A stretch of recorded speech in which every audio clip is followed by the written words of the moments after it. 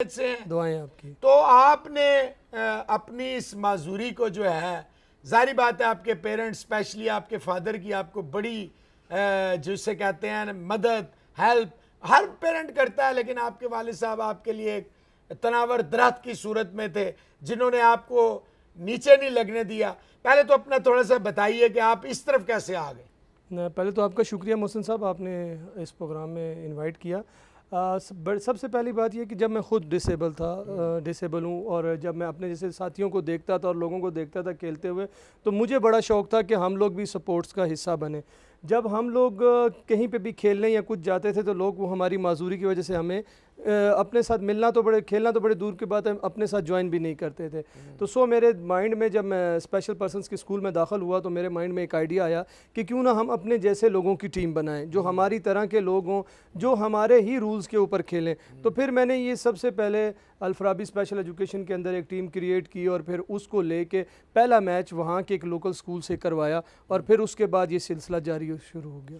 ये जो है पी कैप उर्फ़े आम में जिसे कहते हैं Pakistan cricket association for physically handicap, आप बानियों में से हैं। उसके बाद पीसीबी ने किसी और का इलाहाक किया, सारा कुछ हुआ, लेकिन वो आपकी अपनी गलतियां भी हैं।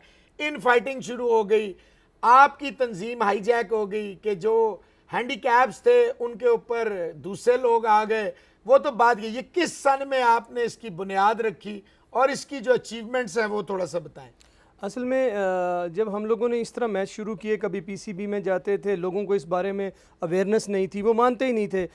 मैं एक पीसीबी के सीनियर हैं, जब मैं उनसे पहली बार मिला तो उन्होंने मुझे इन अल्फाज में कहा अपनी पंजाबी ज़ुबान में कि यार इत्थे ते सही आनू खेडण दा मौका नहीं लगता ते तू टुटे भजियां दी गल कर रहे। और उन्होंने मुझे 200 रुपया दिया कि बेटा वापस चले जाओ और अपना क्या नाम है कोई और काम कर लो। ये नामुमकिन सी बात है, नॉर्मल इंसान क्रिकेट खेलते हैं, डिसेबल नहीं। फिर वहाँ से कुछ अपने जैसे लोगों को जोड़ते जोड़ते एक तंजीम बनाई।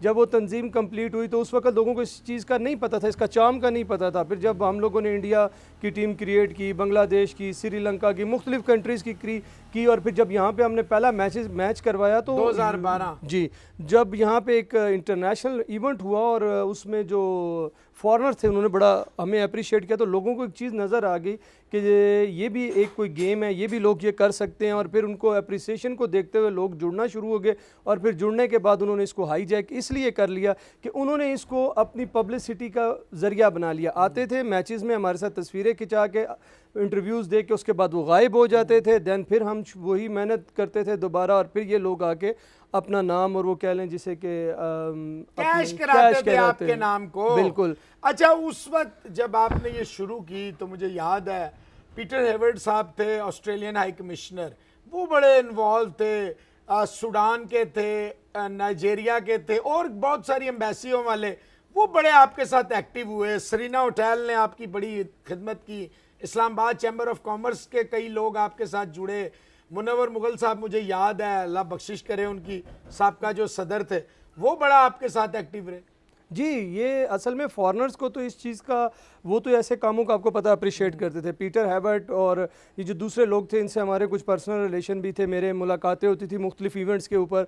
तो जब मैंने उनको ये चीज़ बताई और उस वक्त के पीसीबी के चेयरमैन ने मुझे काफ़ी सपोर्ट किया, ज़का अशरफ साहब ने, उन्होंने हर मौके पे मुझे अप्रिशिएट किया कि आप लोग करें। और फिर चैम्बर और ये लोग उस वक्त इन्वॉल्व हुए, इन्होंने हमें वक्ती सपोर्ट किया। मुनव्वर मुगल साहब ने तो किसी और एंगल में किया था, लेकिन बाद में ये वही मैंने आपको बताया ना कि ये कैश एंड क्लिक वाली बात आ गई।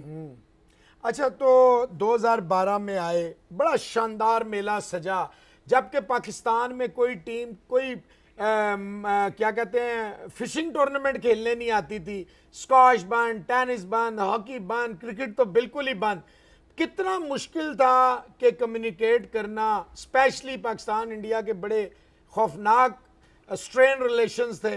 फिर उधर से रवि चौहान साहब थे जो उनके जो है इंडियन क्रिकेट जो थी, वो उन्होंने तो अब फिजिकली एबल्ड नाम चेंज कर दिया। तो वो किस तरह थी कम्युनिकेशन, वीज़े का प्रोसेस। यहाँ आपको रहमान मलिक साहब जो फॉर्मर इंटीरियर मिनिस्टर हैं, अल्लाह उनकी भी मदद करे, उन्होंने बड़ा आपको हेल्प आउट किया। जुमरत खान साहब ने आपको बड़ा हेल्प आउट किया।